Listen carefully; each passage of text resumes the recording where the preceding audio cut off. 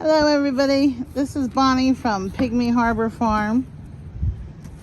We raise registered pygmy goats here. And these are some of our bucks. We use AKC, Great Pyrenees, livestock guardian dogs to guard our goats. And today I'm going to talk to you about Great Pyrenees and their habit of roaming. Now we have 7 Great Pyrenees. I really don't walk them outside of their pastures. I never take them off the property unless it's in the vehicle and they're going to the vet. Our yearly vet comes to, for our yearly vet visits, our vet comes to the property. So, and that I think has helped prevent a lot of roaming. Recently, in the last year, this girl here, Miss Levi, oh, she don't want to talk about it, but she learned how to dig under the fence. And Smedley over here, yes, he's kind of big to go under the fence, so he would go along with Levi by going over the fence. So it was definitely a stressful situation when I knew they were confident that they could get out, because we want them to respect the fence for obvious reasons. So we want them to stay on the property. So I was pretty busy at the time, actually, and so I had a fence company come out and give me an estimate. So this is the pasture. It is 1,165 feet of electric fence, and they quoted me $2,000 to run a single wire. Because after I talked to several people that are in the know, other farmers and other owners of livestock guardian dogs, I decided that a single wire set off the fence would be enough to keep them from going over or under. And so far it has worked wonders. But I decided that I was going to do it myself. And so I did it myself for just about $500. And I have what I would consider the better materials. I called Premier One. They have their fencing expert, and I told them exactly what I wanted. They asked me how many gates I had, and they walked me through the whole process. I was even able to print out diagrams to follow along as I was building the electric fence. So I'll show you my part list from Premier One in the, well, maybe later on in the video. I'll just put a still, I'll edit it in there for you. So the only thing I didn't get from Premier One were these that go in the wooden posts. I got those off Amazon because I went ahead and put all the insulators up while I waited for the rest of the materials to get here. So this is kind of cool though, because it comes with an adapter that fits in your drill. And so you just slide this into the adapter and drill it right in. It was pretty darn easy. So this insulator runs down. And so I think this is called a P-spring, and it keeps the tension in the wire. And then you can see this little metal wraparound thing is like a Chinese finger handcuff thingy. It's super easy to, when you see the video of how to put it on, it just weaves right in there. And then you can really tighten that up anytime. You know, you'd want to turn the fence off first, of course. But it's stayed tight. I've had it up since January, and it's now mid-April. So these purple insulators, they're made to fit like multiple different positions, because I have metal, these T-posts that are faced in different directions throughout the pasture. So on this side they're faced this way, on the other side of the pasture they're faced a different direction. So these purple adapters, they fit like any situation.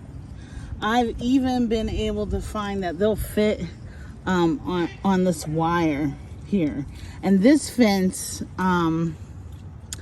is woven wire, no climb horse fence. So we use that because the baby pygmies are really small, and it keeps them in. The only problem we've had is just with 2 dogs. So this has really given me peace of mind. They completely respect it. So here is the solar panel unit from Premier One. The exact one is, I'll show you on my packing list. But this one, it's not the smallest one. It's the second to smallest one, I believe. And it could do a lot more than this. If I needed to expand it to the next pasture further down, I believe I could with no problems, as far as being able to power that much.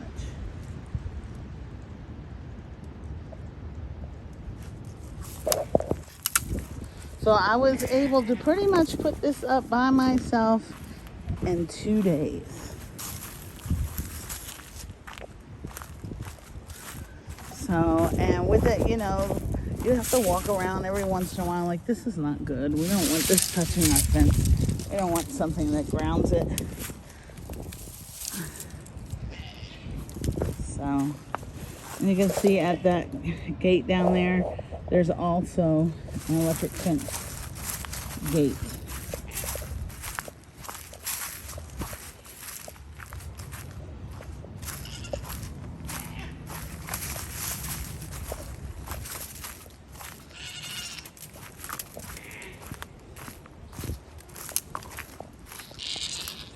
See there? There's the handle. So if I wanted to go through the gate, I'd pick up the handle, latch it to the fence here, go on about my business. When I come back through the gate, I'm just gonna hook it back up. And see how that stays nice and tight. That's P-spring. I forget what that thing's called, but it's gonna be on the packing list. But they made it super easy. This wire is like a nylon rope with the wire right in it. It's super easy to work with. And then the coax wire, that goes where you don't want the electricity. So that wire is not hot. It's just transferring the electricity from this side over to that side, because this is part of the gate, the electric gate.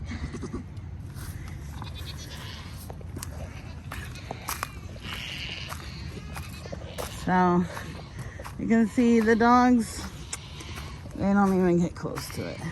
And it really only took once for them to learn, which is good. It was very fast, very efficient once it was put in place.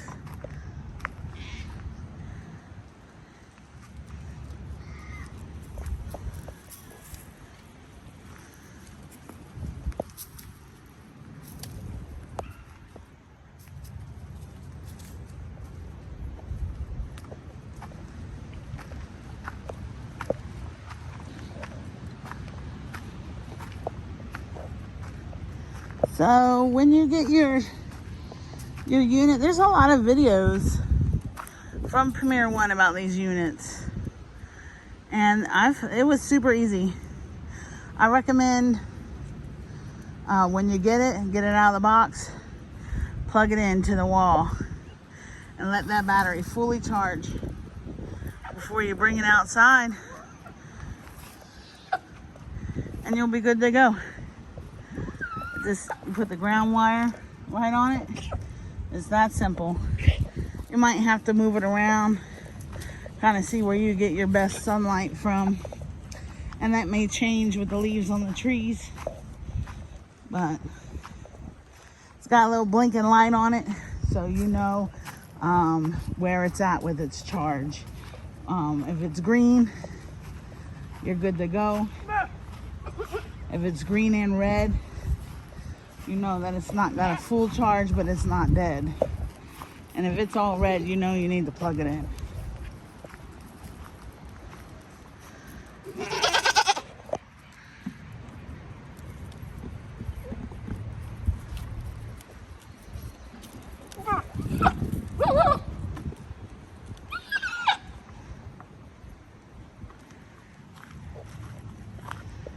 This gate, sorry, this gate here, you'll notice my electric gate is up high.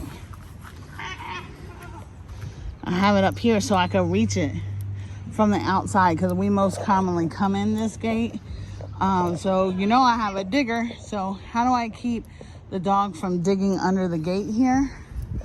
What I've done is I've buried wire fence underneath the whole entryway from the outside to the inside, like 3-4 feet on the inside and a foot or two on the outside.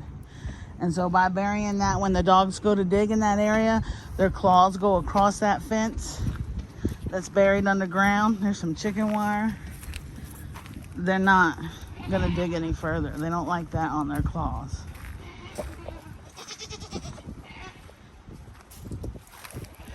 Okay, I'm going to post the insulators. I'm gonna make a clip for them, so they'll be at the end of this video, a photo. I got those on Amazon.